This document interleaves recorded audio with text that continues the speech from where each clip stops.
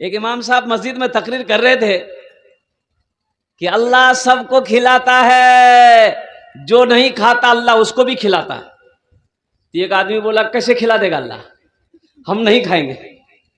बोला नहीं खाओगे फिर भी अल्लाह खिलाएगा। वो घर आया, स्ट्राइक कर दिया कि हम खाना नहीं खाएंगे।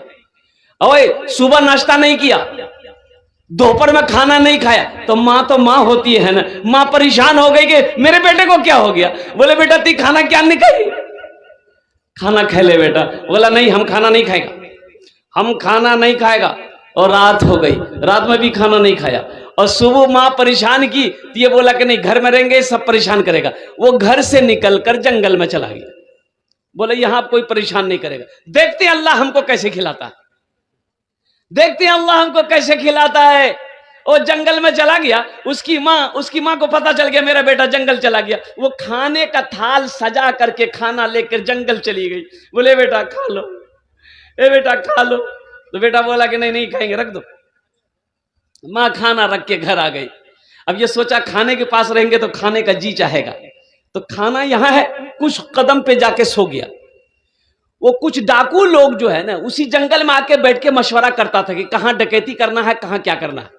कुछ डाकू लोग आए उस जंगल में तो देखा कि बहुत खुशबूदार खाना है। तो कहा कि भाई ये खाना इस जंगल में कौन रखा है, जंगल में खाना कौन रखा है। तो डाकू को जो सरदार था वो बोला हरगिज खाने में हाथ मत लगाना, जरूर कोई साजिश है, जहर वाला खाना मिलाकर रखा है कोई, क्या ताकि हम लोग खा ले मर जाए।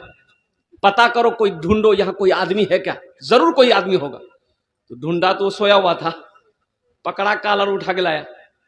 बोला ये खाना तुम रखा है।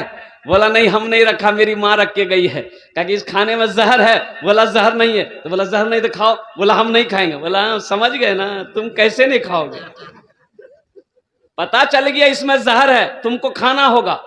बोला हम नहीं खाएंगे, हुजूर माफ कर दिया हम नहीं खाएंगे। बोला इसके सर पे जूता मारो। 5 जूता मारा।